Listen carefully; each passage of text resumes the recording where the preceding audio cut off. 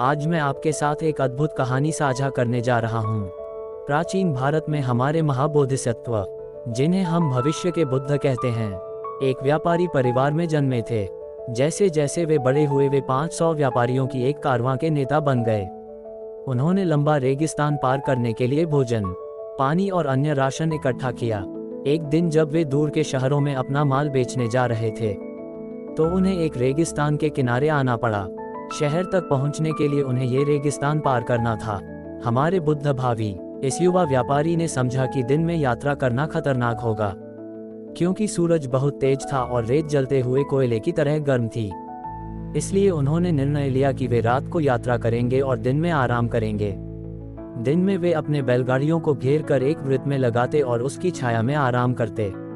रात में यात्रा करते हुए कुछ दिनों बाद रेगिस्तान का मार्गदर्शक बोला कि वे मंजिल के बहुत करीब हैं, बस एक रात और यात्रा करनी है। सभी व्यापारी बहुत खुश हो गए। उन्होंने सोचा अब बस मंजिल मिल ही गई है। इसलिए उन्होंने बचा हुआ खाना खा लिया और पानी पी लिया ताकि गाड़ियों का बोझ हल्का हो जाए। लेकिन रात को यात्रा करते हुए गाइड रास्ता भटक गया। कई घंटों की यात्रा के बाद वे फिर से रेगिस्तान के बीच में पहुंच गए। सुबह जब सूरज उगा तो सबने देखा कि वे रास्ता खो बैठे हैं और अब वे रेगिस्तान के बीचों बीच फंस गए हैं।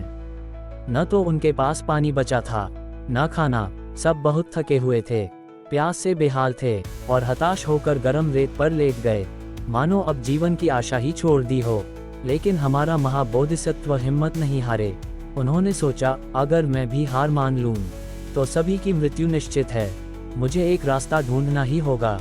तभी उन्होंने देखा कि एक जगह पर घास का एक गुच्छा उगा हुआ है। उन्होंने सोचा, अगर यहाँ घास है तो जरूर नीचे कहीं पानी की धार होगी। उन्होंने सभी से कहा, इस घास के नीचे खुदाई करो, यहाँ पानी जरूर होगा। सभी को उम्मीद की किरण मिली और वे तुरंत फावड़े और हथौड़े लेकर खुदाई करने लगे। घंटों की मेहनत के बाद उन्हें एक पत्थर की सतह मिली। अब वे थक चुके थे, रोने लगे, क्योंकि अब पत्थर तोड़ना असंभव लग रहा था। सब निराश हो गए, लेकिन महाबोधिसत्व ने हार नहीं मानी।